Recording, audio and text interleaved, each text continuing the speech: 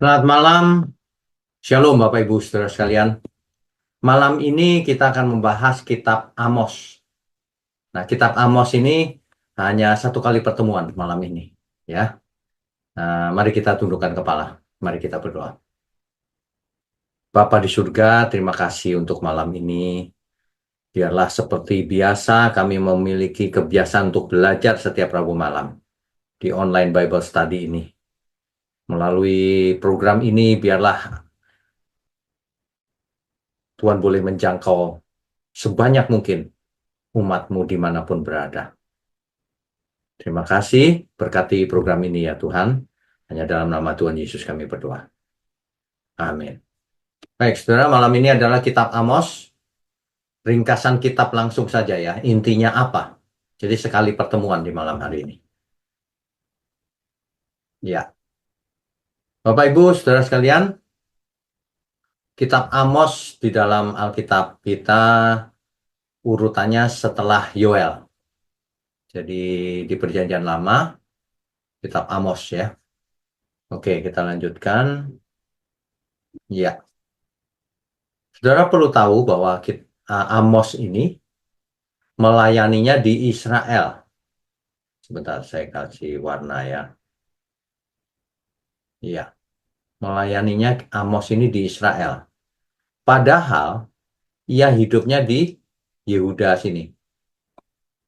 Dia diutus Tuhan ke utara, ke Israel di utara. Itu pelayanannya Nabi Amos.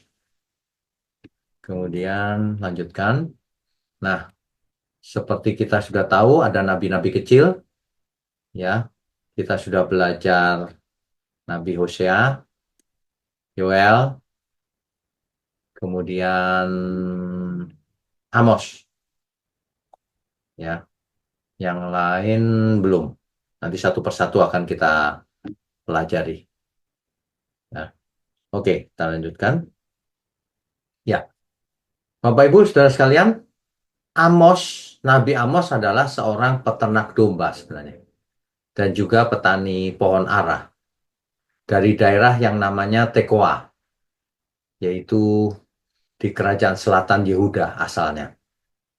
Itu bisa dibaca di Amos pasal 1 ayat 1. Tetapi ia diperintah Tuhan untuk bernubuat dan melayani di kerajaan utara, yaitu Israel, dengan ibu kotanya Samaria.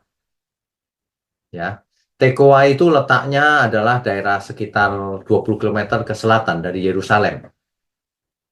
Ya, atau bahkan lebih, itu perkiraan saja.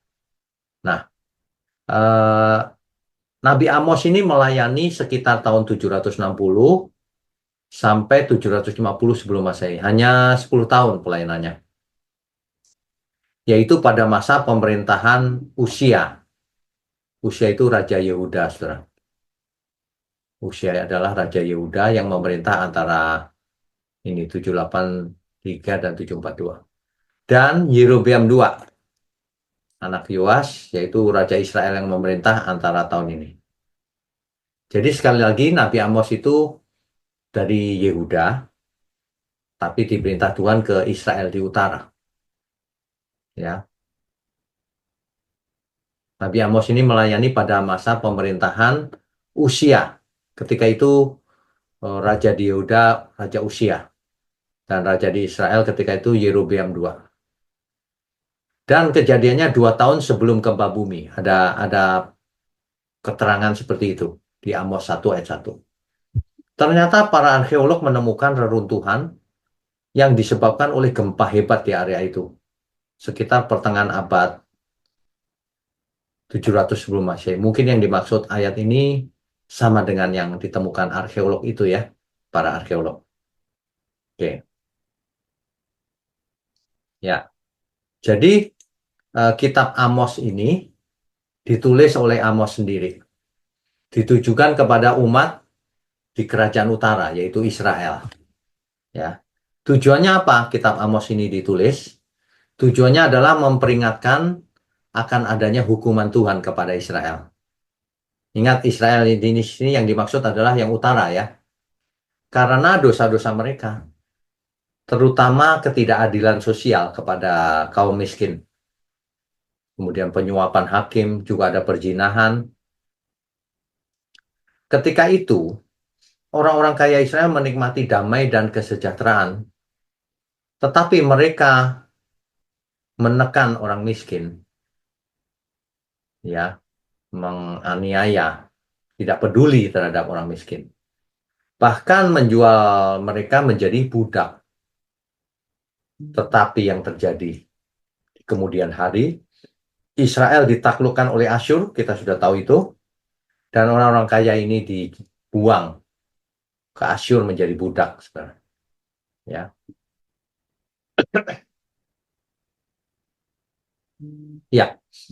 Amos ini sebenarnya bukan nabi, ya seorang peternak dan juga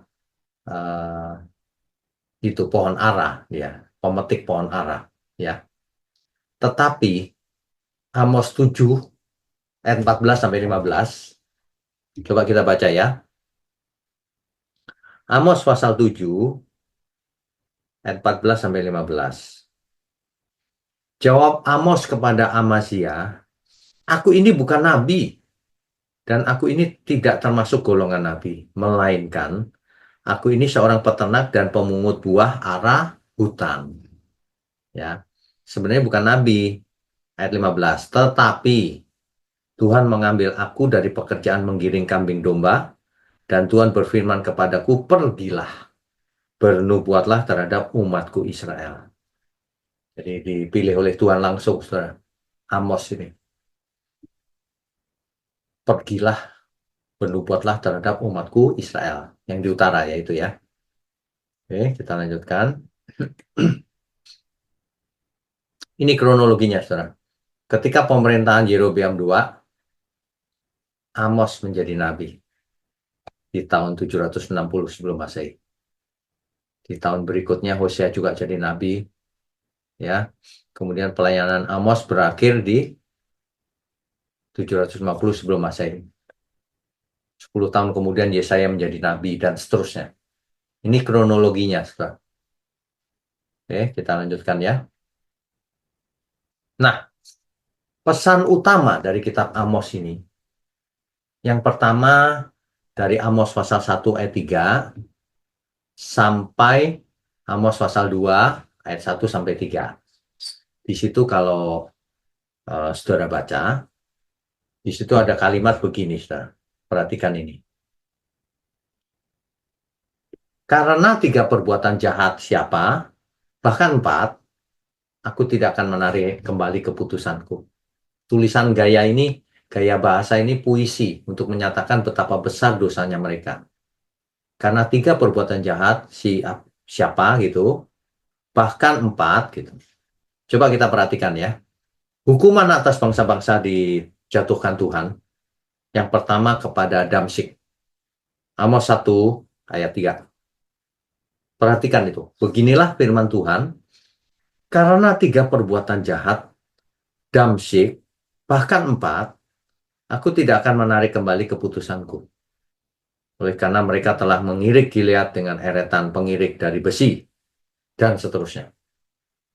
Jadi, yang pertama, Tuhan menghukum Damsyik. Damsyik itu kalau hari ini Damaskus, saudara. Yaitu Syria atau Aram. Ya. Kemudian yang ayat 6 dan 8, sama itu. Beginilah firman Tuhan, karena 3 perbuatan jahat Gaza, bahkan 4, aku tidak akan menarik kembali keputusanku. Yang berikutnya adalah Gaza, saudara. Jalur Gaza itu, Gaza. Dan Asdod, yaitu Filistia, itu di ayat 6 dan 8, dihukum Tuhan.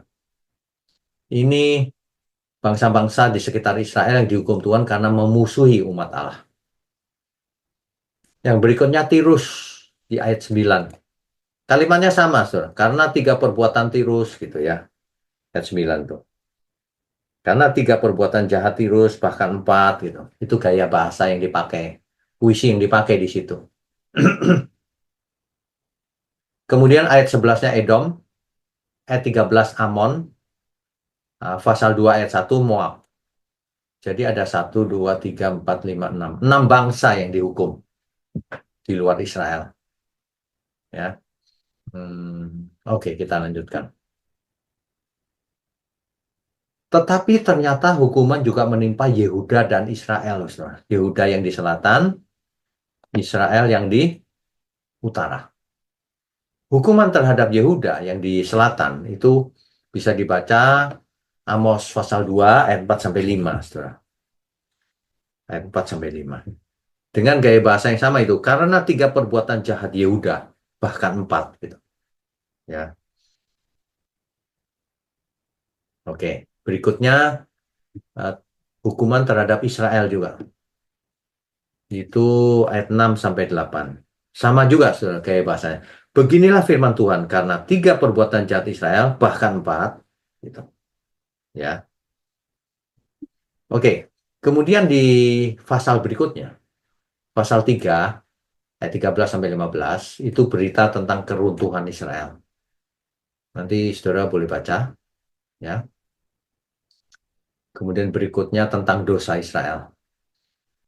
Amos pasal 4 ayat 1, di situ perempuan Samaria yang mabok kemewahan, mabok hedon, saudara. Coba Amos pasal 4 ayat 1. Dengarlah firman ini, hai lembu-lembu basan. Jadi perempuan Samaria dipanggil lembu basan. Mungkin karena foya-foya terus ya, saudara. Yang ada di gunung Samaria, yang memeras orang lemah, yang menginjak orang miskin, yang mengatakan kepada tuan-tuanmu, bawalah kemari supaya kita minum-minum. Ya, itu dia. Kemudian ayat 4 sampai 5 tentang ibadah yang jahat. Ini, saudara. Ini ibadah-ibadahnya ini tidak disukai Tuhan. Karena percuma bakar korban bakaran dan sebagainya itu. Jika tidak adil kepada sesama. Jika menekan orang miskin, tidak punya belas kasihan. Ibadah seperti ini, ibadah yang jahat di mata Tuhan. Kelihatannya rohani, tapi tidak peduli terhadap sesama. Bahkan kejam. Kemudian ayat 6 sampai 11, Israel ternyata tidak mau bertobat meskipun demikian. Ini mengerikan, loh, saudara.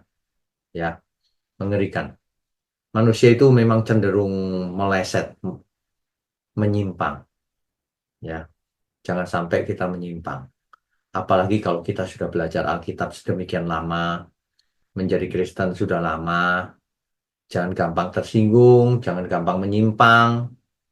Ya, mesti punya karakter yang dewasa. Sebab jika tidak, Tuhan tidak suka ibadah kita. Setiap minggu ke gereja. Buat apa? Kalau ternyata masih tidak adil terhadap orang lain, masih egois, masih gampang tersinggung, dan sebagainya. Ibadah itu cuma ritual, saudara. Yang paling penting itu bagaimana kita hidup. Punya belas kasihan nggak sama sesama? Jujur nggak? Egois atau tidak? Kerja keras atau tidak? Melayani Tuhan dengan benar atau tidak? Kan gitu. Ya. Makanya dalam Amsal 4 ayat 12 diingatkan, bersiaplah untuk bertemu dengan Allahmu, hai Israel. Diperingatkan demikian, ya. Oke, lanjutnya. Ya, pasal 5. Pasal 5, dosa-dosa Israel disebut dengan jelas, saudara. Jadi contohnya kalau saudara baca ayat 11 sampai 13, ya. Ketidakadilan kepada yang lemah, menjadikan orang benar terjepit, menerima suap. Ini kacau ini, saudara. Ini curang dan licik ini, ya. Kemudian mengesampingkan orang miskin, nggak peduli. Akibatnya fatal, Israel akan jatuh. Itu Amos 5 ayat 1 sampai 2. Dan yang dapat bertahan hanya 10%. Itu ayat 3-nya. Jadi 90% lenyap, hancur, atau binasa. Tuhan tidak suka kegiatan agamawi atau ritual yang dilakukan Israel. Karena hatinya jauh dari Tuhan. Tidak adil dan sebagainya, itu kan jauh dari Tuhan itu artinya. Ya, nanti dibaca Amos 5 ayat 21 sampai 23. Kemudian pasal berikutnya, pasal 6 menyebut adanya rasa tentram yang palsu sebab sesungguhnya Tuhan akan menghukum mereka. Saudara bisa bayangkan nggak? eh, Bangsa Israel ketika itu sedang sejahtera, kaya, dan keadaan negara juga tenang-tenang saja gitu. Jadi mereka menikmati hidupnya. Tapi rasa tentram itu palsu. Kenapa? Karena Tuhan tidak suka dengan mereka. Tidak suka dengan cara hidupnya yang tidak adil, keras terhadap yang miskin, tidak punya belas kasihan, berzina, dan lain-lain. Ya, itu pasal 6. Rasa tentram yang palsu. Makanya kita jangan memiliki rasa tentram yang palsu. Aku sudah ke gereja, sudah Kristen, percaya dengan mulut, tenang, palsu itu tenangnya. Perbuatan kita itu bagaimana? Serius nggak melayani Tuhan? Serius nggak hidup benar? Egonya masih hidup nggak? Kalau orang gampang tersinggung itu egonya masih hidup sebenarnya. Kalau orang tidak bisa melayani Tuhan dengan sepenuh hati, rajin gitu, ya, mengorbankan diri, itu belum melayani Tuhan sebenarnya. Ya, oke, kita lanjutkan. Ya, rupanya Amos diberi penglihatan oleh Tuhan. Ada 4 penglihatannya. Yang pertama belalang, Amos 7 ayat 1. Kemudian api, itu ayat 4. Tali sipat ayat 7. Dan bakul dengan buah-buahan, Amos 8 ayat 1. Apakah arti semua itu? Semuanya sama artinya. Artinya adalah hukuman bagi Israel. Jangan pakai pikiran sendiri ya. Bakul dengan buah-buahan itu hadiah seolah-olah gitu. Dibaca nanti. Amos pasal 8. Semua artinya sama. Hukuman bagi Israel. Jadi sebenarnya Amos ini nabi yang memperingatkan Israel dengan terus-menerus dan keras.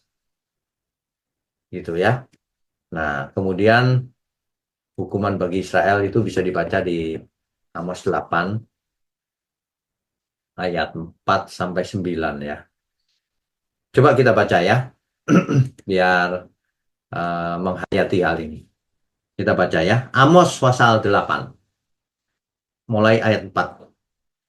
Dengarlah ini, kamu yang menginjak-injak orang miskin. Tuh, kelihatan kan dosanya? Dan yang membinasakan orang sengsara di negeri ini. Dan berpikir, bilakah bulan baru berlalu, supaya kita boleh menjual gandum, dan bilakah hari Sabat berlalu, supaya kita boleh menawarkan terigu dengan mengecilkan eva, membesarkan sikal, berbuat curang dengan neraca palsu. Waduh, ini dosanya luar biasa ini, Saudara. Curang lagi, jualan tapi pakai timbangan palsu. Waduh. Ayat 6.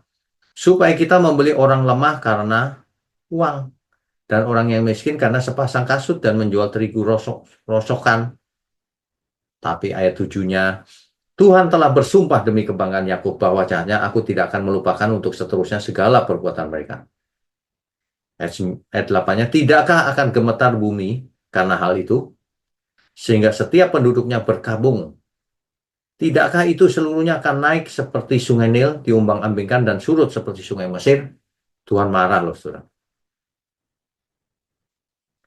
Tuhan marah. Tuhan memperingatkan kepada orang yang kejam terhadap sesamanya. Ini.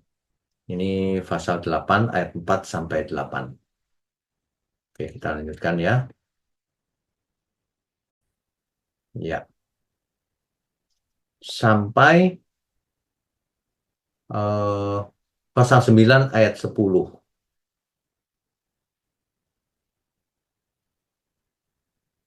Ini misalnya di ayat 9, masih pasal 8 ayat 9. Di situ dijelaskan itu, pada hari itu akan terjadi, demikianlah firman Tuhan Allah, aku akan membuat matahari terbenam di siang hari dan membuat bumi gelap pada hari cerah. Intinya adalah Tuhan mau menghukum Israel, saudara. Ya, di ayat 13 contohnya. Pada hari itu akan rebah lesu anak-anak darah yang cantik dan anak-anak teruna karena haus, dan seterusnya. Intinya hukuman bagi Israel. Ya, ayat 9-nya sampai pasal 9 maksud saya, dari ayat 1 sampai 10, di situ Bapak Ibu Saudara bisa baca sendiri bagaimana Tuhan menghukum, ya, bagaimana bangsa pilihan ini ditolak oleh Tuhan.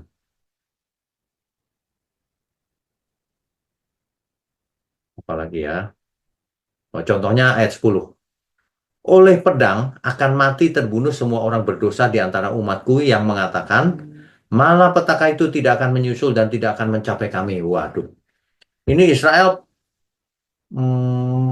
sangat yakin tidak akan ada masalah, tidak ada apa malapetaka yang akan ditimpakan kepada mereka. Makanya ini kenyamanan yang palsu. Padahal Tuhan sudah peringatkan akan ada hukuman yang berat. Ya, tapi setelah semua peringatan itu, seperti biasa, kitab ditutup dengan harapan. Bapak Ibu Saudara ingat ya, Tuhan selalu setia dengan janjinya. Janji yang mana? Janji kepada Abraham. Bahwa keturunan Abraham akan seperti bintang di langit. Melalui keturunannya akan semua kaum di muka bumi akan mendapat berkat. Jadi kitab Amos ini akhirnya ditutup dengan janji pemulihan. Amos pasal 9 ayat 11 sampai 15. Aku akan memulihkan kembali umatku Israel. Mereka akan membangun kota-kota yang licin tandas dan mendiaminya. Mereka akan menanami kebun-kebun anggur dan minum anggurnya. Mereka akan membuat kebun-kebun buah-buahan dan makan buahnya. Gitu. Maka aku akan menanam mereka di tanah mereka. Dan mereka tidak akan dicabut lagi dari tanah yang telah kuberikan kepada mereka. Firman Tuhan Allah. Itu janji Tuhan jika bertobat. Begitu ya, saudara. Berikutnya, ya. Jadi aplikasinya apa hari ini? Hari ini yang penting, saudara, kalau kita belajar dari kitab Amos ini, yang penting itu bukan kegiatan agamawi, bukan, ya, bukan ibadah yang sifatnya ritual atau liturgis itu yang penting. Yang penting adalah apakah dalam keseharian kita adil terhadap sesama, kita jujur, kita memiliki belas kasihan terhadap sesama, dan kekudusan tentunya ya. Sebab yang Tuhan inginkan bukan persembahan, bukan korban bakaran, tetapi belas kasihan, cinta kasih. Itulah sebabnya hukum kasih itu adalah hukum yang terutama, mengasihi Tuhan dan mengasihi sesama. Ya. Nah, dalam hal ini yang ditekankan dalam kitab Amos ini adalah keadilan sosial. Di Amos pasal 5 ayat 24, di situ demikian. Tetapi biarlah keadilan bergulung-gulung seperti air dan kebenaran seperti sungai yang selalu mengalir. Itulah yang Tuhan inginkan. Bukan ibadah dalam arti ritual, sifat agamawi itu. Ya. Jadi yang Tuhan inginkan keadilan dan juga kebenaran. Oke, ya, itu dia. Nah, jadi saudara sekalian, yang penting itu bukan setiap minggu ke gereja, bukan itu penting juga, betul. Tetapi yang lebih penting itu keseharian kita bagaimana hidupnya. Kita adil nggak terhadap sesama? Curang nggak? Suka nyuap nggak? Ya, suap dalam rangka kejahatan yang diceritakan Amos ini. Nah, terus dan lain sebagainya. Intinya, kita semua itu harus bertobat, berhenti berbuat dosa, ya, berhenti berbuat dosa. Harus memiliki belas kasihan. Sebab firman Tuhan berkali-kali mengatakan, yang ku kehendaki adalah belas kasihan, bukan ritual. Kiranya ini bisa mencerahkan setiap kita agar kita mengerti bagaimana kita harus hidup setiap harinya. Ya, jangan agamawi, saudara. Iman itu harus ada perbuatan nyatanya. Iman tanpa perbuatan seperti tubuh tanpa roh tidak ada gunanya, alias mati. Itulah sebabnya kalau kita perhatikan kitab suci, Alkitab, selalu saja yang ditekankan itu belas kasihan. Yang ditekankan itu perbuatan melakukan kehendak Tuhan. Perkenanan Tuhan itu bagaimana kita harus hidup. Itu yang penting. Bukan ritualnya. Baik, kita bisa lanjutkan dengan diskusi dan tanya jawab. Silakan raise hand kalau mau bertanya. Bu Kristina dari Boyolali, silakan. Sebentar, saya buka dulu supaya bisa unmute ya. Oke, sudah. Silakan unmute. Shalom Pak Widyo. Shalom. Saya mau bertanya, Amos 2 ayat 1. Itu apakah, kan ini pelanggarannya dia itu membakar tulang-tulang raja, artinya membakar mayat ya Pak ya. Apakah sampai sekarang itu nggak boleh ya orang mati dibakar ya Pak ya? Oh, bukan itu Bu. Hari itu, ini kan dikatakan 3 perbuatan jawab jahat Moab nih Bu. Ya, ia membunuh Raja Edom maksudnya ini. Itu maksudnya. Jadi, Ya, kenapa? Kalau ya dia hari kan ini, membakar tulang-tulangnya Pak. iya, ini niat jahatnya Bu, bukan soal membakarnya. Ini niatnya jahat. Kalau hari ini kremasi itu kan bukan berniat jahat. Beda. Tuhan itu melihat hati, bukan lihat perbuatan yang bagaimananya itu. Jadi maksud Ibu sekarang nggak boleh kremasi gitu kan seolah-olah. Iya, Enggak, kremasi kan pengertian. bukan bermaksud jahat. Beda. Kalau ini bermaksud jahat hari itu. Ya, tidak ada urusan dengan kremasi, Bu. Tubuh kita ini nanti nggak usah dibakar pun akan lenyap, Bu. Waktu di tanah, habisnya gimana tubuh kita, Bu? Kalau di tanah, dimakan Iya. cacing, kan sama aja habis. Kata orang dibakar habis. Lah di tanah juga habis dimakan cacing. Memangnya masih ada bekasnya. Kalau udah ratusan tahun udah habis juga semuanya. Kalau 100 tahun masih ada ya 200 tahun. Pasti habis semua. Tulangnya Adam, Musa, dan ya nggak ada pasti habis. Ayo, kalau dibakar habis, kalau nggak dibakar juga tetap habis sih. Begitu ya, Bu? Iya Pak, terima kasih. Oke, Tuhan berkati. Berikutnya Pak Kris, silakan.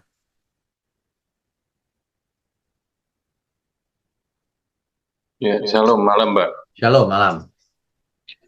Eh, ini kalau kita baca kitab Amos ini, tadi beberapa pertanyaan sebelum sesi ini dimulai kan, kadang-kadang kita ini baca ini kan, ini kan nubuatannya kan banyak yang apa ya, malapetaka, Pak ya. Ya, semuanya malapetaka.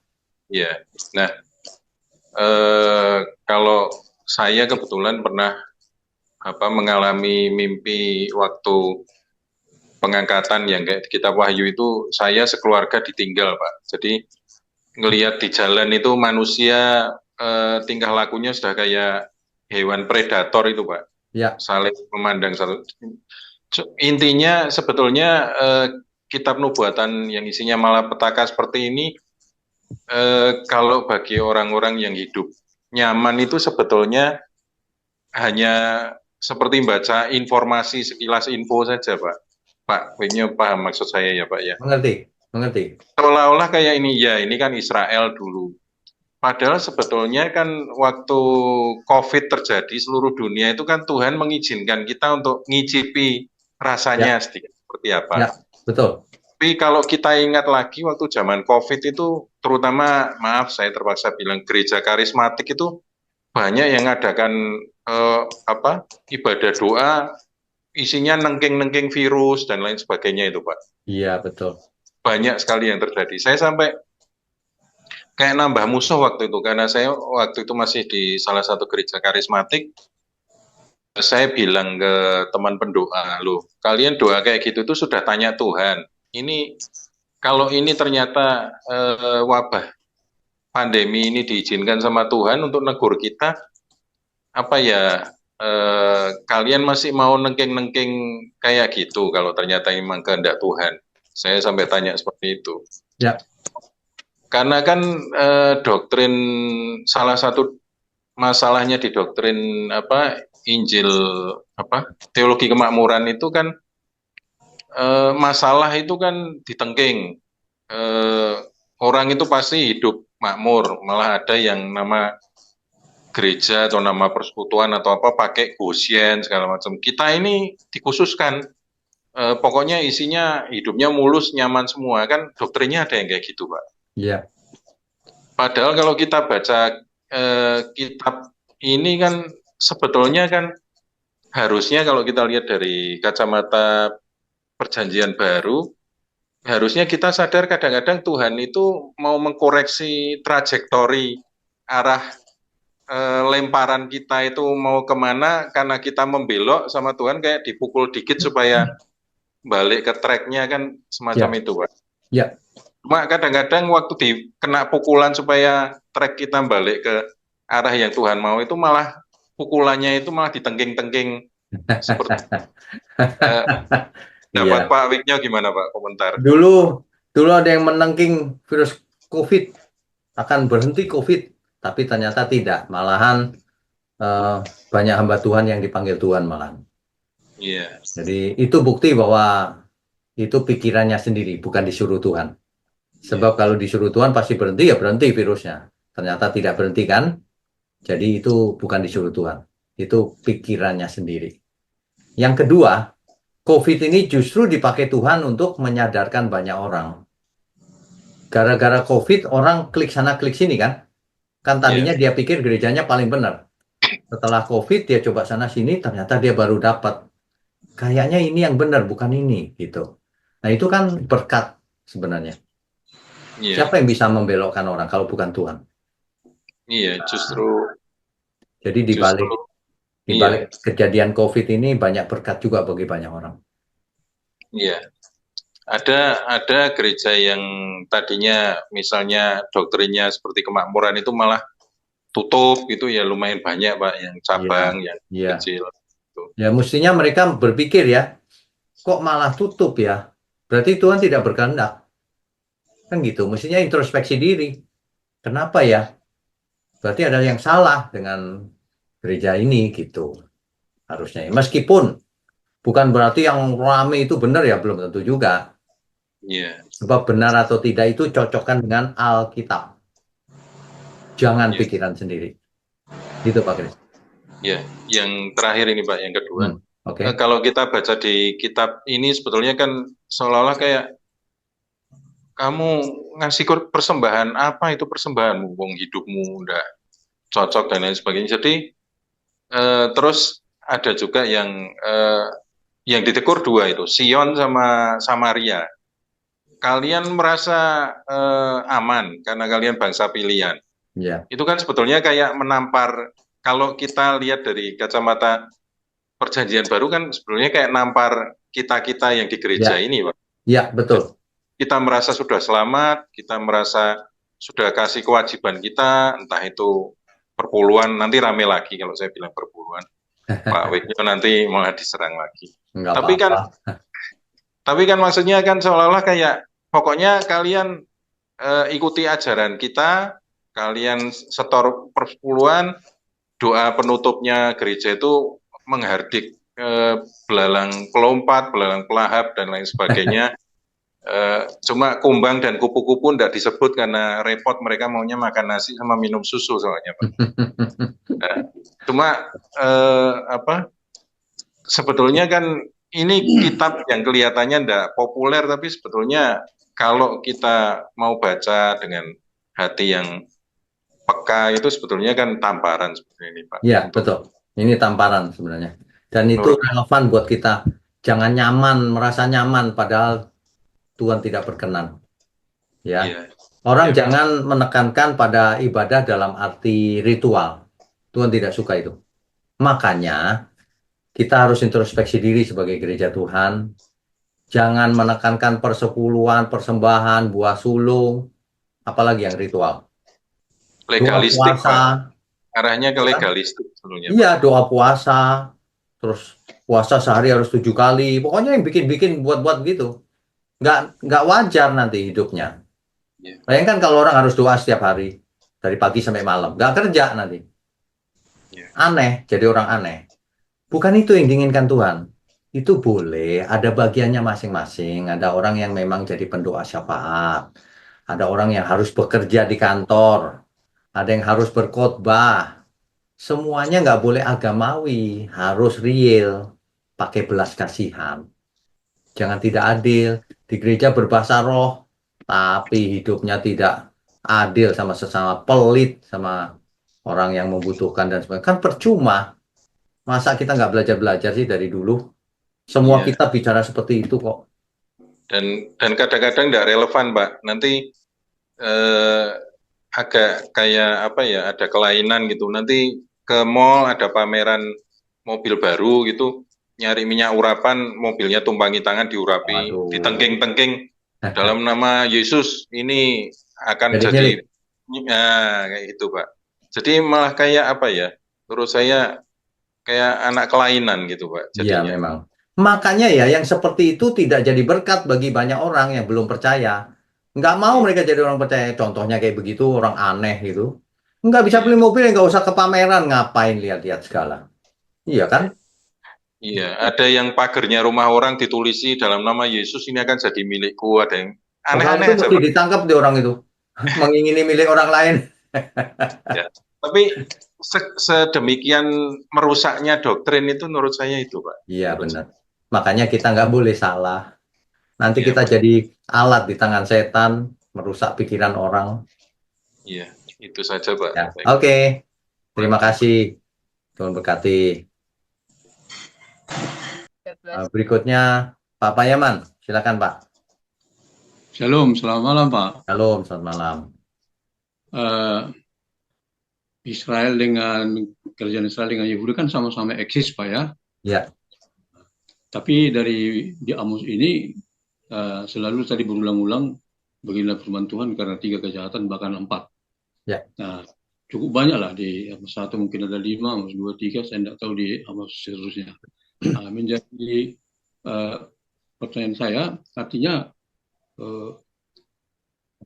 pada saat itu bagaimana kondisi Yehuda? Apakah ada dampak ataupun misalnya hal-hal yang bersamaan begitu? Hanya ini terjadi di Israel Utara. Makasih Pak. Sama Pak, Yehuda juga sama. Makanya Yehuda juga dihukum kan? Kan ada di Amos, Yehuda juga dihukum. Sama Pak, di utara dan di selatan sama. Sehingga akhirnya sama kan akhirnya. Yang di utara dibuang ke Asyur, yang di selatan Yehuda akhirnya dibuang ke Babel. Sama dua-duanya. Oh, jadi ini menjadi latar belakang mereka dibuang ke Asur sama di. Ya, betul. Betul. Oh, iya. Ini akhirnya dibuang ke Asyur kan akhirnya. Ya. Itu lagi Pak ya. Jadi sebetulnya tadi kan tidak menerapkan hukum kasih. Ya. Jadi mengapa mereka sebetulnya padahal saya tidak tahu apakah pada saat itu sudah ada hukum Taurat belum? Oh, sudah dong, Pak. Hukum Taurat kan pada waktu zaman Musa adanya. Iya, Pak. Jadi sebenarnya dengan hukum Taurat ataupun khususnya Dekalog, sebenarnya sudah bisa menerapkan hukum kasih sebenarnya, Pak ya? Ya, betul. Mereka melanggar, Pak. Mereka melanggar semua itu. Jadi saya membayangkan tadi peristiwa-peristiwa yang kejadian ini dilepaskan api, ini kan, bayangan saya, bagaimana terjadi itu saya kira secara fisik terjadi, Pak ya, bukan harfiah. Ya. Harfiah bukan puitis. Itu penglihatan, Pak. Oh, penglihatan, Pak. Penglihatan.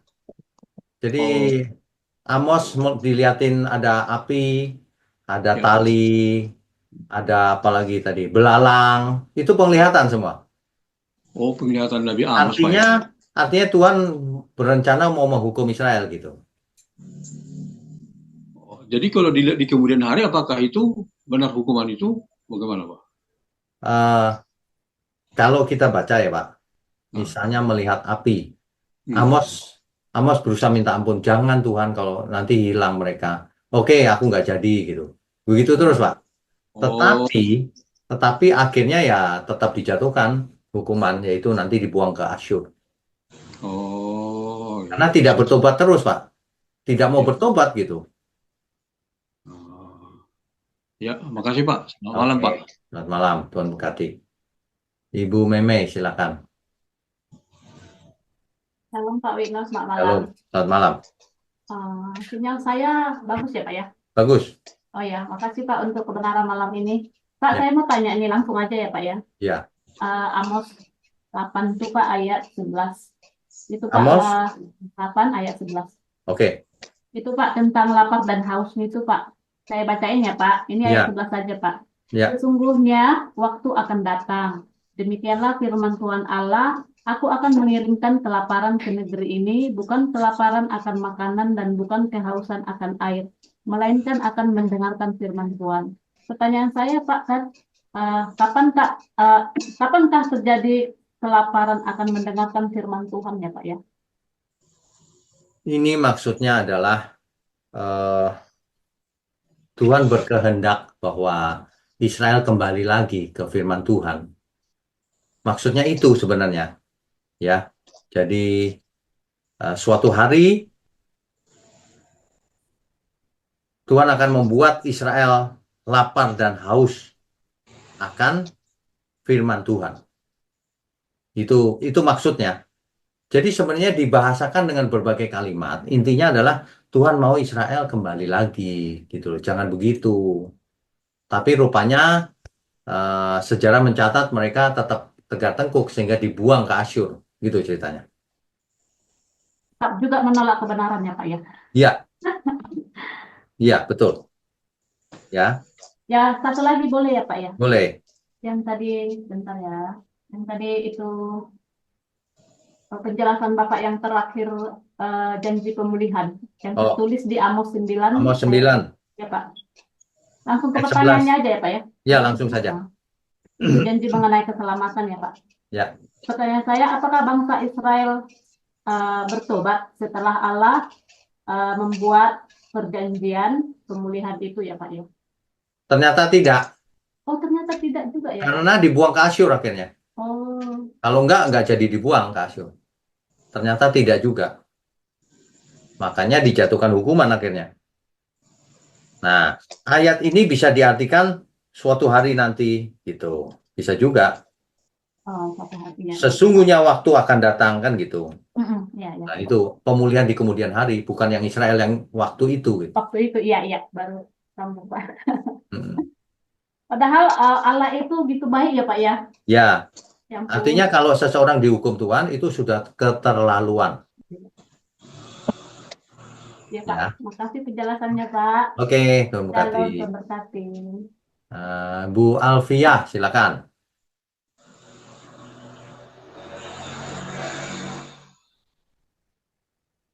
Di unmute, Bu. Bisa? Ya. Ya, Oke. Ya, malam Pak Wijo. Salam. Salam. Pak, Silakan. ini saya pertanyaannya cuma sederhana sih sebenarnya. Hmm. Cuma saya belum begitu paham. Yang disebut jangan agamawi dan ritual. Agamawi di sini itu seperti yang kayak doa berpasang roh, atau kalau ritual itu kayak pengurapan gitu Pak ya. Itu aja, Pak. Oke, itu saja ya. Maksudnya gini loh, agamawi itu. Cuma kegiatan agama. Misalnya doa tapi nggak bertobat kan percuma jadinya. Puasa tapi makannya nggak benar kan percuma juga. Bukan berarti doa puasa nggak boleh, boleh. Tapi yang lebih penting adalah prakteknya. Jadi kalau orang cuma suka doa puasa tapi pelit, ngomong sembarangan kan percuma. Kan dilihat orang cuma agama akhirnya. Nah, istilahnya cuma agama, itu agamawi. Padahal iman itu bukan agamawi. Iman itu iman nyata dalam perbuatan. Kalau bertobat ya bertobat. Jangan cuma rajin ke gereja, tapi nggak bertobat hidupnya. Nah, itu namanya agamawi, gitu loh. Jelas nggak? Jelas, Pak. Hmm. Kalau ritual itu kayak kan ada di gereja yang dekat dekat saya ya. Kalau saya kan di gereja Bapak ya, di Epic ya. Itu ada yang mengadakan doa pengurapan kayak gitu. Ya Kan boleh-boleh doa saja. satu Itu nggak salah loh ya, jangan salah. Doa pengurapan, doa puasa, apalagi ya, doa oh, pelepasan roh macam-macam kayak gitu. ya. Iya. Itu tidak salah, tapi kalau Nah, itu tidak dilakukan dalam perbuatan perbuatan nyata setiap harinya, itu kegiatan agamawi saja.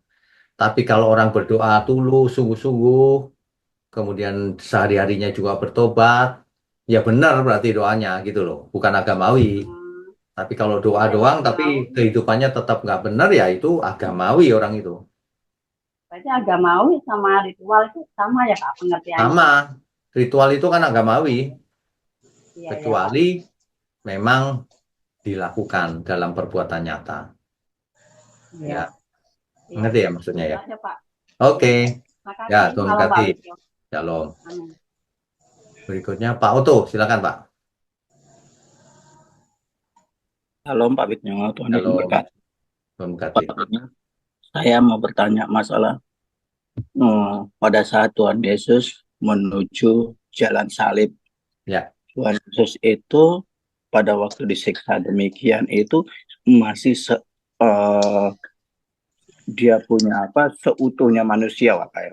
Seutuhnya manusia sehingga disabet dengan itu apanya gitu kekejian yang begitu berat tuh kok bisa Tuhan Yesus sanggup Pak. Saya tahu dia tuh hanya untuk menyelesaikan dosa-dosa kita semua. Tetapi begitu kejam dan kejinya, tapi Tuhan Yesus kalau kita sebagai manusia biasa begitu aja sudah nggak sanggup Pak. Tapi bagaimana kok Tuhan Yesus bisa Pak? Tuhan Yesus kan masih manusia biasa Pak, itu manusia yang seutuhnya manusia Pak. ya, sedang sebagai manusia, ia merasakan sakit dan sebagainya. Kenapa bisa? Bapak mesti baca lengkapnya. Di tengah jalan dibantu oleh Simon. Orang Kirena. Ya, itu artinya badannya sudah sangat lemah. Jadi Iya. bukan kuat terus ya, sudah lemah Pak. Gitu, sampai Tapi dibantu. kekuatannya itu sungguh amat Pak. Itu Dicambuk bukan yang kekuatan begitu. Pak. Jadi gini, Tuhan Yesus diceritakan ia berdoa dengan ratap tangis dan air mata. Oke, Pak. Kemudian peluhnya seperti darah. Artinya sebagai manusia ia merasakan apa yang kita rasakan. Amin. Jadi ia berusaha sampai akhir. Sungguh berat Pak ya. Pasti tidak ada yang bilang itu enteng Pak. Sangat amat berat. Itu mestinya memotivasi kita.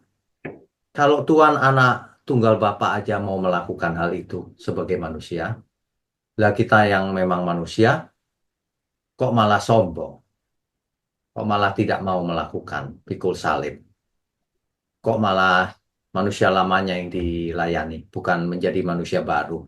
Mestinya kita lihat bagaimana Tuhan mati di kayu salib, mestinya kita bertobat semuanya, bertekuk lutut. Tapi manusia bandel emang, banyak yang tidak bertobat. Kenapa Pak masih bisa mereka tidak mengenal Pak ya? Bandel Pak, bandel. Jadi sangat tohola begitu Pak. Iya betul, error atau bodoh. Anggap enteng Pak sebenarnya. Itu sama dengan orang kalau dikasih tahu rokok itu bahaya loh. Enggak lah. Gitu. Waduh. Sama. Ini juga begitu. Nanti itu binasa loh. Masih lama. Gitu. Kalau kita pikir-pikir sampai kapan manusia ini tohola Pak? Setiap orang punya pilihan. Mau menyerah pada Tuhan atau mau hidup untuk dirinya sendiri, terserah situ. Masing-masing kita. Tuhan tidak paksa. Tapi Tuhan berharap kita semua berbalik dan bertobat gitu. Alkitab mencatat seperti itu. Yang diinginkan Tuhan bukan kebinasaan orang fasik, tetapi pertobatan orang fasik. Begitu ya Pak. Terima kasih Pak. Oke, memberkati Pak Oto. Berikutnya Ibu Sabrina, silakan.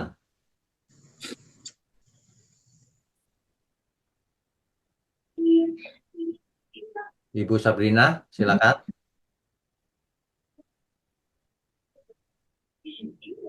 Tidak bisa. Oke. Berikutnya Pak Simpson, silakan.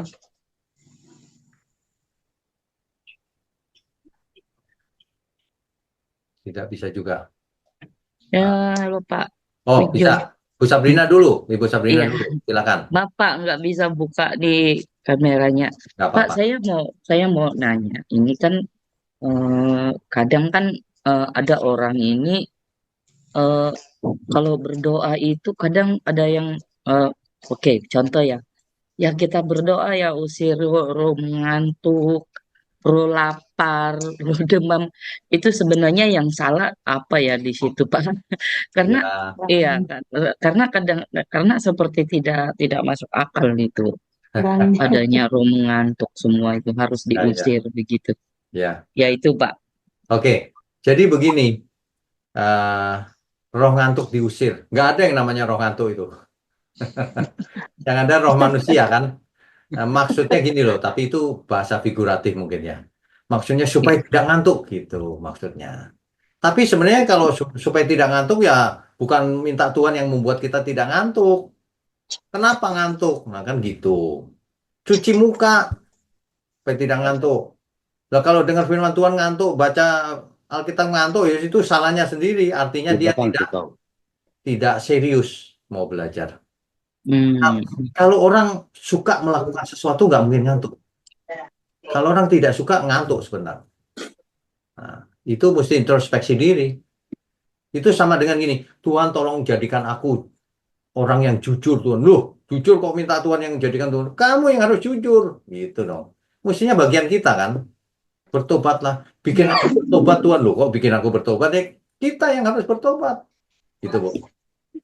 Oh iya iya. Ya kan? Jadi sebenarnya kesalahan dari segi menggunakan kata-kata kali ya Pak. Kesalahan. Seperti mengusir roh roh demam semua. Kalau mendoakan orang sakit semua. Kalau mendoakan orang sakit boleh. Karena minta tolong Tuhan kan. Tapi kalau apa berdoa supaya aku jujur, supaya aku apalagi tidak ngantuk, lah itu diri sendiri salahnya. Kok malah Oh jadi berdoa. maksudnya Pak, kalau contohnya kalau orang sakit itu kan memang didoakan diusir roh demamnya. Emang demam itu roh ya Pak? Demam tidak ada rohnya. Makanya jangan biasa berdoa seperti itu. Kalau orang demam ya, Tuhan tolong ini ada sesuatu kami tidak mengerti, tapi Tuhan bisa tolong supaya demamnya itu segera Turun. turun misalnya gitu. Bisa kan? Dan Iya, karena semua aku kan sering menemukan itu kan, kalau orang berdoa itu mendoakan roh demam dan ya semua. itu memang bahasa yang sering dipakai sih. Mengusir roh demam, bahkan kolesterol diusir rohnya, Bu. Kan makan nih, daging ada lemaknya, ada apanya, aku usir roh kolesterol katanya. Terus roh apanya? Roh diabetes aku usir, roh asam urat aku usir, semua roh bisa diusir. Kalau semua roh bisa diusir, gampang hidup ini. Mau makan aja sembarangan diusir, udah nggak sakit gitu. Salah itu. Kolesterol itu nggak punya roh, jadi nggak bisa diusir. Oke Pak, oke. Terima kasih Nah, Pak. oke, Tuhan berkati. Lucu juga ya. Oke, Pak Simpson, silakan Pak Simpson. Eh, Terima kasih banyak Pak. Selamat malam Pak. Selamat malam. Nyo. Iya Ya, selamat malam. selamat malam. Bapak di Berhubung di mana? sini agak Bapak ada cuaca di mana? hujan di sini agak kecil kali suara Bapak kedengaran. Oh, begitu. Bapak di Ya kota Pak. mana? Di Kabupaten Deri, Sumatera Utara, Oh, Sumatera Sidikalang. Utara. Ya, silakan. Mau tanya apa? Sedikit ada saya mau bersaksi ini sama Bapak ini. Oke, baik. Setelah ada mengikuti banyak ini program-program Bapak tentang bagaimana itu kebenaran, jadi membuat saya jadi semakin kritis ini terhadap gereja yang saya ikuti di tempat kita ini, Pak. Baik. Artinya ada banyak penyimpangan setelah kita mau mendengarkan pembelajaran dari Pak Ignyo. Akhirnya aku dalam gereja semakin kritis, termasuk itu ritual-ritual agama tadi yang barusan ada topik pembicaraan, kebiasaan-kebiasaan hanya semata-mata berkegiatan gitu, tapi pada prakteknya tidaklah semuanya itu bagian daripada kebenaran. Hanya membuat senang atau membuat pendengaran-pendengaran pada jemaatnya senang dan selalu ada rutinitas kegiatan-kegiatan gitu. Seperti itu, Pak. Oke. Bahkan dalam hal iman, mengimani sesuatu hal gitu. Berhubung saya kan pekerjaannya petani. Ya. Saya pernah berdebat tentang ketika saya gagal dalam hal hasil pertanian di ladang. Ya. Tiba-tiba Bapak Gembala kami langsung memvonis saya, mengatakan Bapak kurang beriman. Kira-kira begitu, Bapak kurang beriman. Oh. Bahkan ketika ada baru belakangan ini menyerang tanaman-tanaman kami hama penyakit berupa lalat buah, itu menyerang tanaman tomat, tanaman jeruk. Ya. Akhirnya banyak yang gagal panen. Ya. Tapi setelah kita juga mau berkeluh kesah di gereja, selalu divonis kurang iman. Kurang iman gitu. Karena Bapak sih kurang berdoa, nggak mengimani. Kira-kira begitu. Oh. Bahkan harga pun kalau tiba-tiba harga anjlok, katakanlah bukan cuma saya saja yang merasakan itu, rata-rata petani di sini selalu dikatakan kurang iman. Nah, waktu itu karena saya sudah memahami atau pembelajaran dari Bapak Ignio, ya akhirnya saya termasuk orang yang menentang perkataan itu. Tapi karena saya hanya posisinya sebagai jemaat biasa, jadi terkesan apa yang saya pahami dari kebenaran yang sesungguhnya dari ajaran Bapak, itulah yang saya pertahankan, tapi menimbulkan ketegangan, artinya ketidakharmonisan antara aku dengan Bapak Gembala, termasuk Sintua-Sintua. Karena aku juga termasuk bagian daripada orang yang suka kritis. Kira-kira begitu. Menurut pertanyaannya, bagaimana aku menyikapi supaya aku juga tidak larut dalam hal, contohnya terlalu kuat mempertahankan apa yang saya tahu melalui pembelajaran dari Bapak. Akhirnya ketegangan, akhirnya saya dianggap orang yang tidak menerima ajaran-ajaran dari gereja kami. Kira-kira itu dulu satu pertanyaannya, Pak. Baik. Jadi begini, memang ini masalah ini. Ketika kita mengerti yang benar, lalu ada perbedaan, itu menimbulkan masalah memang. Tapi begini, Bapak, Pak Simpson, jangan berdebat, ya. Karena berdebat tidak ada gunanya juga ternyata. Jadi nggak perlu berdebat. Kalau tahu ada yang nggak tepat gitu, ya udah diam aja, Pak. Sebab kalau Bapak kritis menyampaikan kebenaran, nggak ada gunanya juga kan, nggak diterima juga kan pendapat Bapak. Iya pasti, Pak. Itu sudah biasa itu di mana-mana. Jadi Bapak diam aja. Tapi kalau mereka bilang nggak punya iman, ya Bapak diam aja atau jelaskan. Iman itu bukan begitu. Iman itu justru kita menerima apapun kehendak Tuhan. Itu kalau misalnya ngotot lagi ya sudah diam aja, senyum aja Pak. Yang penting Bapak jangan aminkan yang salah. Itu aja. Tapi jangan berdebat, nggak ada gunanya. Iya, yang membuat kadang aku jadi sakit hati waktu itu sekali. Waktu itu ada orang tua kami sakit, orang tua saya sendiri lah. Ya. Waktu itu saya minta, karena beberapa pemahaman sebelumnya yang belum kenal waktu itu Pak Witnyo, ya kita ajak hamba-hamba Tuhan untuk mendoakan supaya ibu saya waktu itu sembuh. Ya. Ternyata tidak sembuh. Langsung diponis, berarti kurang iman. Berarti ibu ini tidak mau memaafkan kesalahan-kesalahan di antara yang namanya berkeluarga. Masih ada kesalahan-kesalahan yang selalu tidak mau memaafkan. Makanya dia tidak sembuh. Itu jadi itulah waktu itu puncaknya membuat aku jadi agak rasa tidak senang kira-kira gitu. Karena aku udah membisikkan juga sama mamaku pada saat itu, sekiranya Mak nggak mau disembuhkan Tuhan penyakitmu, kayak mananya pemahamanmu tentang Tuhan? Apanya masih setia kau sama Tuhan? Waktu itu udah jawaban paling sempurna aku.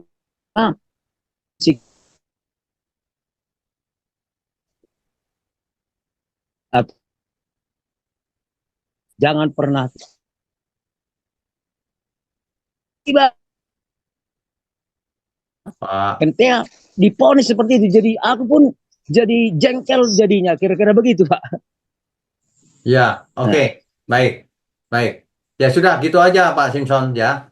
Jadi memang ada masalah ketika kita mengerti kebenaran terus orang lain tidak sesuai gitu. Yang penting jangan kita berdebat keras gitu, nggak perlu. Kita harus, oh mereka belum mengerti gitu aja. Ya, sabar ya. Oh, oke, berarti kita harus ambil sikap seperti itu aja, Pak, ya. Ya, sabar Oke, saja Pak. gitu. Ya, Oke. Oke, oke. terima kasih, Pak. Tuhan berkati. Ya. Tuhan berkati. Ya, shalom, Pak. Shalom. Thomas, silakan. Selamat malam, Pak. Selamat malam. Ya, shalom. Terima kasih buat Shalom. firman-Nya, Pak. Ada yang mau ditanya? Saya baru pertama kali nih, Pak, ikut Oh, pertama ini. kali. Dapat link Ya. dari mana? Di gini, Pak, di YouTube, Pak. Oh, di YouTube. Oke, boleh. Ya, Silakan. udah saya nonton beberapa video Bapak, udah sampai di Samuel, Pak. Oh, luar biasa. Ya, silakan mau nanya apa? Ya, saya mau menanya, Pak, tapi di luar topik hari ini, Pak. Oh, tentang Jadi, apa? ada beberapa pertanyaan yang sudah saya siapkan tentang saya ada berbicara dengan teman saya, dia bilang apakah perbuatan yang kita lakukan di dunia ini nanti dikasih penghargaan sama Tuhan. Terus penghargaan itu buat apa, Pak? Oh, oke, baik. Jadi sebenarnya bukan soal penghargaan.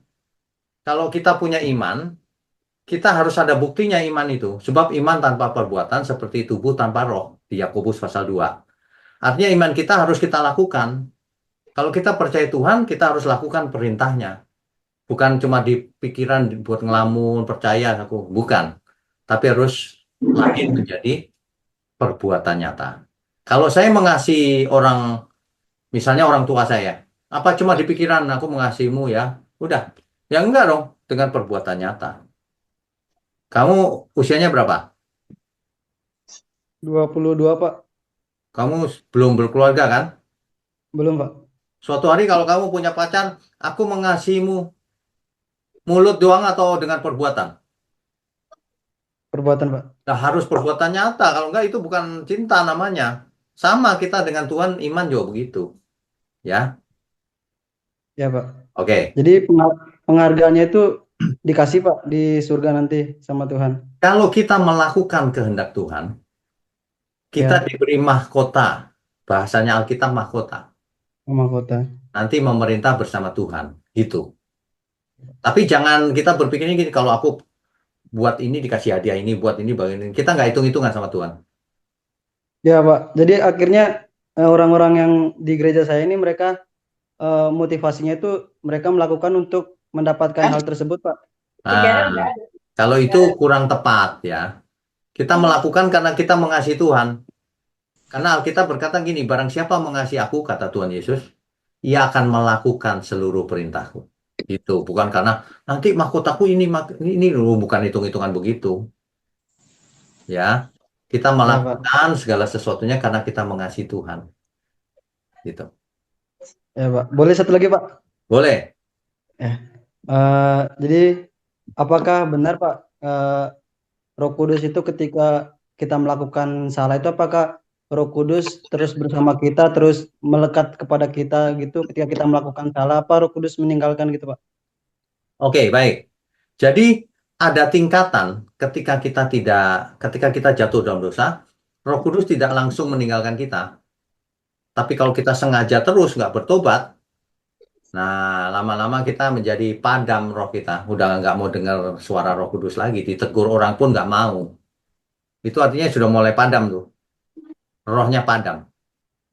Tingkatan berikutnya lagi kalau rohnya padam terus-menerus, akhirnya keras hatinya. Kalau hatinya keras ya sudah menghujat Roh Kudus. Sudah nggak bisa bertobat lagi dia. Dan itu pasti binasa. Orang yang mengeraskan hati dan tidak mau bertobat sampai mati, pasti binasa. Begitu ya.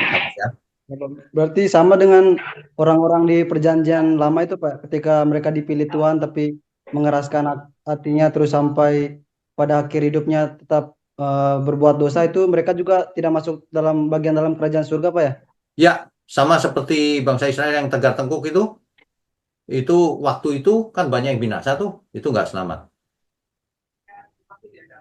Dengan para nabi-nabi juga tuh Pak ya, yang di perjanjian lama, yang tidak mendengarkan Tuhan. Para nabi kan taat ya selamat dong. Hakim-hakim Pak, yang Simpson tuh Pak. Oh, Simpson kan terakhir bertobat ya, waktu merobohkan tiang itu terakhir dia bertobat tuh. Nah, yang penting bertobat nggak terakhirnya, ya. Kan ada banyak bangsa Israel yang mati di padang pasir tuh. Nah, itu nggak selamat yang itu, karena melawan Tuhan. Maaf Pak, boleh potong bentar Pak. Berarti kalau ketika saya hidup dipimpin oleh Roh Kudus terus jatuh bangun dalam dosa, terus misalkan terus ditegur Roh Kudus terus tidak melakukan apa yang Roh Kudus apa kebenaran firman Tuhan Alkitab tuntut, dalam ketika saya mati terus saya bertobat, apakah masuk surga Pak? Loh, mati mana bisa bertobat? Ketika sebelum mati Pak, sebelum mati. Oh, sebelum mati kalau bertobat sungguh-sungguh masuk surga. Tetapi mahkotanya tentu beda dengan orang yang hidupnya lebih suci. Oh, ya Pak. Ya, kita nggak bicara hadiah, nggak. Mahkotanya beda. Jelas nggak, Thomas? Jelas Pak. Jelas Ya? Pak. Terima Oke. kasih Pak. Tuhan berkati ya. Ya Pak, terima kasih. Baik. Berikutnya siapa yang belum ya? Ibu Erika. Ibu Erika, silakan. Shalom, Mbak Tanto, selamat malam. Shalom, selamat malam. Ada satu pertanyaan tadi berkaitan dengan berdoa. Ya. Ketika saya mendoakan seorang lansia itu untuk mata semua, tiba-tiba saya mendapat penglihatan di kepala lansia itu wajah menyeramkan. Nah, saya waktu itu nggak tahu apa yang saya lakukan. Kalau sampai saat ini, itu salah satu klien saya, jadi klien konseling itu ternyata dia mempunyai hati yang begitu sampai membuat korban anak-anaknya itu jadi nggak bisa mencapai masa depan, merusak hubungan antar anak. Jadi antar anak itu diracuni dengan kebencian begitu, jadi akhirnya anaknya musuhan.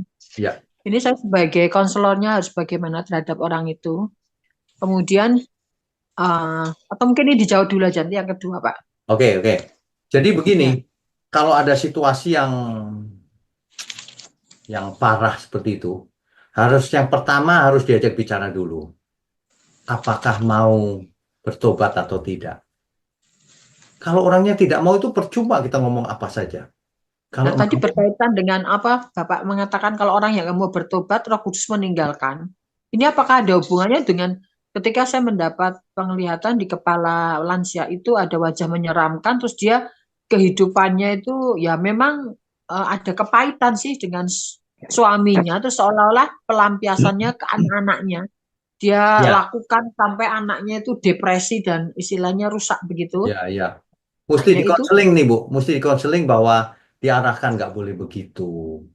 Jadi sulit Pak, saya sudah lakukan berulang kali dan para pelayan yang lain juga melakukan sampai saya memakai banyak cara untuk mengkonsel orang ini karena sudah cukup lansianya udah 77, tapi dia memegang itu. Jadi saya kemudian melihat bahwa dia membenci anaknya karena itu benih dari suaminya.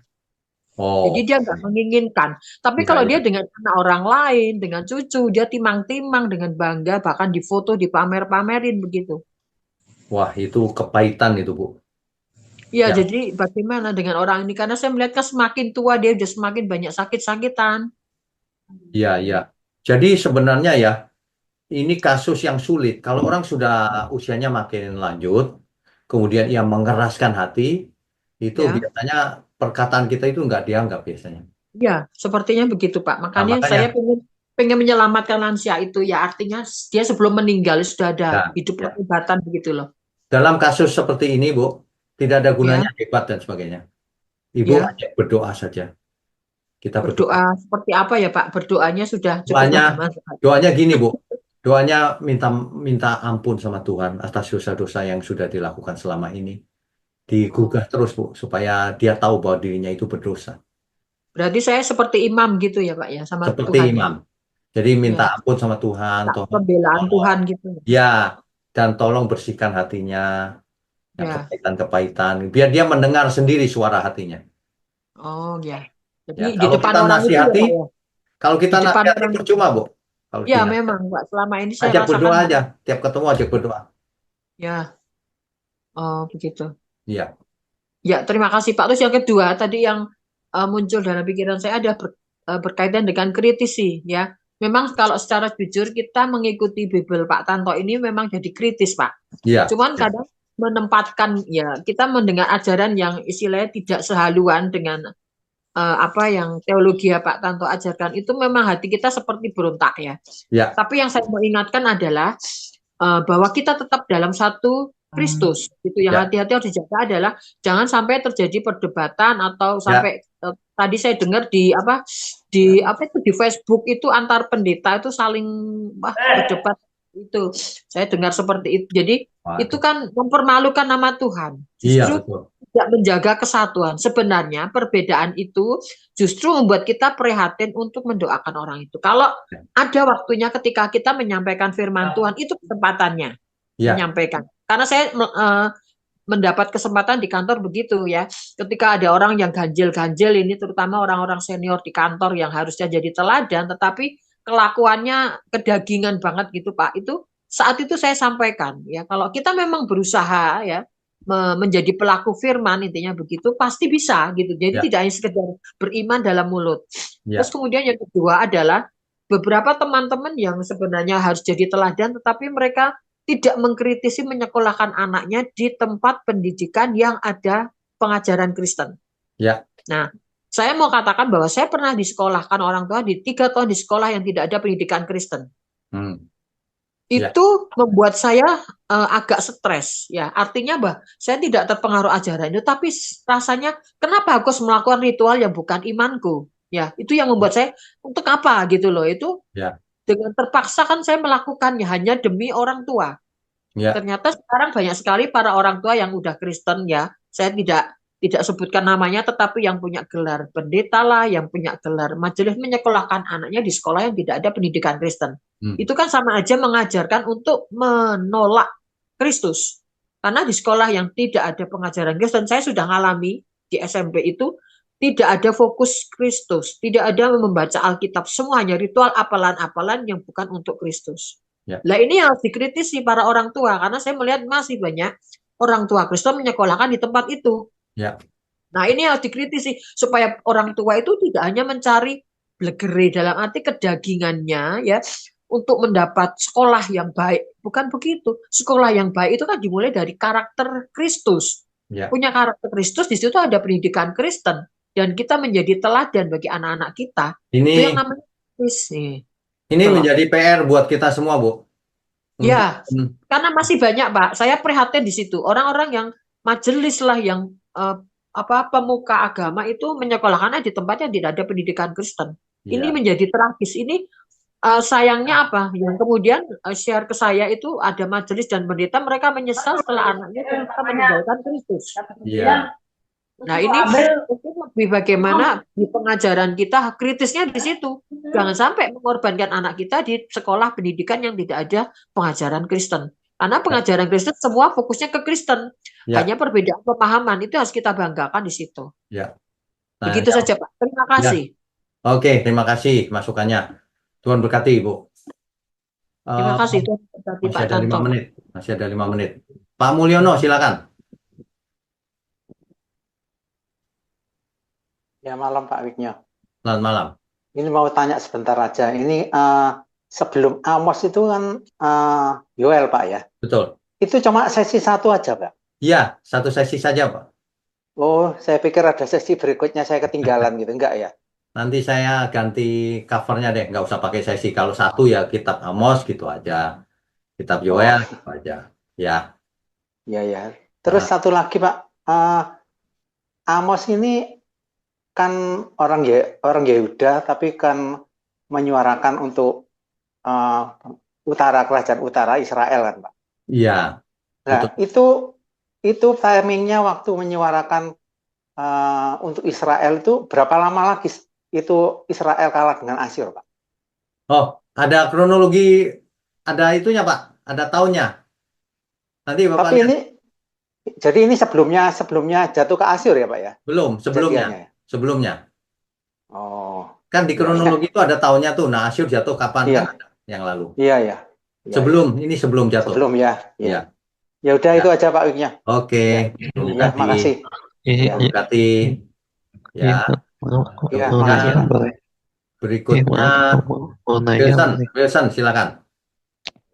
Ini ya, tapi pertanyaan aku di luar topik hari ini nggak apa-apa. Sebaiknya topik hari ini ya. Silakan. Tapi ada yang pengen ditanyain di luar topik hari ini nggak apa-apa. Oh, ya boleh, silakan. Kalau manusia nanti kalau itu sesudah pas meninggal itu, kalau misalkan di neraka binasa itu dilenyapkan aja atau selama-lamanya menderita atau dilenyapkan aja. Oh, baik. Jadi Alkitab berkata begini, dibuang ke lautan api, itu adalah neraka, itu selama-lamanya kekal. Jadi itu kematian yang kedua disebut di kitab Wahyu. Gitu ya. Jadi kita kalau pakai Alkitab, di Alkitab dinyatakan itu api kekal. Gitu. Oke, itu saja. Tuhan berkati. Terus Pak siapa? Sebentar, masih ada waktu nggak ya? Ada. Pak Yordan, silakan. Ya, makasih Pak. Oke. Ya, shalom, silakan. Ya, shalom Pak. Ini Pak, mungkin yang sehari-hari kita lihat dalam satu gereja itu kan kita sudah gereja di situ terdaftar dan sebagainya. Tetapi karena mungkin ada masalah, terus kita pindah. Nah, kalau yang saya dengar dari beberapa pengkhotbah yang lain, tidak boleh pindah gereja. Nah, itu apakah memang tidak boleh atau bisa Pak? Mungkin itu aja. Oke, baik. Sebenarnya begini Pak, gereja itu kan cuma organisasi. Kalau seandainya gereja itu mengajarkannya salah, lah masa kita mau ikut yang salah? Kan Tuhan kita Tuhan Yesus, bukan gereja itu. Iya kan? Nah, tentu saja himbauan dari gereja ya jangan pindah, tapi kita lebih meninggikan Tuhan Yesus. Kalau memang ajarannya salah ya jangan diikuti Pak. Pindah gereja nggak masalah. Pindah gereja itu tidak berdosa loh Pak. Kalau meninggalkan Tuhan Yesus itu baru berdosa. Iya, bukan suatu tantangan itu ya Pak. Bukan. Karena mungkin tidak cocok dengan warga atau jemaat yang lain, akhirnya kan mungkin pindah. Nggak Jadi masalah. bukan tantangan iman itu ya. Bukan. Pindah gereja nggak masalah. Yang penting jangan tinggalkan Tuhan Yesus. Ya. Oh ya. Oke. Ya. Satu lagi Pak bisa. Satu lagi boleh. Ya, ini kan yang menghakimi ini kan sebenarnya kan nanti Tuhan. Nah, ini kan ada pekerjaan hakim. Hakim itu kan mengadili dan memberikan keputusan. Kira-kira itu bagaimana di mata Tuhan, Pak? Itu apakah berkenan atau bagaimana? Baik, itu kan hakim yang mengadili itu kan memang tugasnya sebagai hakim, Pak. Zaman dulu Israel pun ada hakim, Pak. Sejak Perjanjian Lama. Hakim-hakim itu kan ada yang bertugas sebagai yang mengadili. Nggak masalah, bukan itu maksudnya. Yang dimaksud jangan menghakimi itu adalah jangan menghukum. Jangan menghukum orang lain yang kita tidak punya hak. Tetapi kalau misalnya tidak menghakimi dengan adil itu bagaimana? Nah, kalau tidak menghakimi dengan adil, itu jelas penyimpangan, itu berdosa.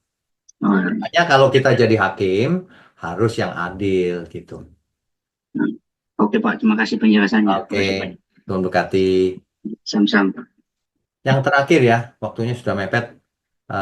Ibu Lucia, silakan Bu. Ya Pak, saya ada pertanyaan dari teman saya. Boleh. Efesus 6 ayat 18. Ya. Tentang berdoa dengan roh. Jadi maksudnya itu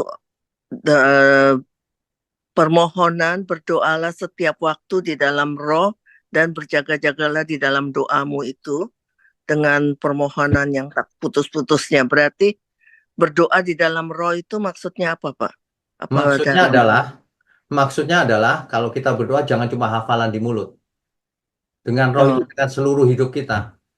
dengan pikiran, dengan perasaan juga, dengan jiwa, dengan roh kita, semuanya. Yang serius kalau berdoa itu gitu. Oh, jadi bukan bahasa roh gitu Oh, ya? bukan. Iya. Berdoa Iya, tidak harus pakai bahasa roh. Kalau Oke. pakai bahasa roh nanti orang nggak bisa berdoa, Bu, yang nggak dapat karunia bahasa roh. Iya kan? Iya. Tapi bahasa roh itu untuk pribadi kalau berdoa secara Betul. pribadi. Betul. Iya. Alkitab Iya. mencatat kalau engkau pakai bahasa roh menyendiri saja gitu. Iya. Ya. Terima kasih, Pak. Oke, Terima Tuhan kasih. berkati. Malam. Ya, malam. Baik, sudah semua ya. Baik, Bapak Ibu, saudara sekalian, mari kita tundukkan kepala. Bapa di surga, terima kasih untuk malam yang penuh berkat ini. Biarlah kami belajar dari kitab Amos, sehingga kami tahu bagaimana kami harus hidup hari ini, tidak mengulang kesalahan yang sama yang seperti Israel lakukan. Terima kasih untuk program online Bible Study. Terima kasih untuk tangan-tangan yang mendukung pekerjaanmu ini.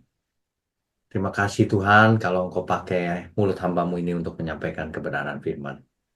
Kami percaya segala berkat sudah turun atas kami semua. Amin. Hanya di dalam nama Tuhan Yesus kami berdoa dan mengucap syukur.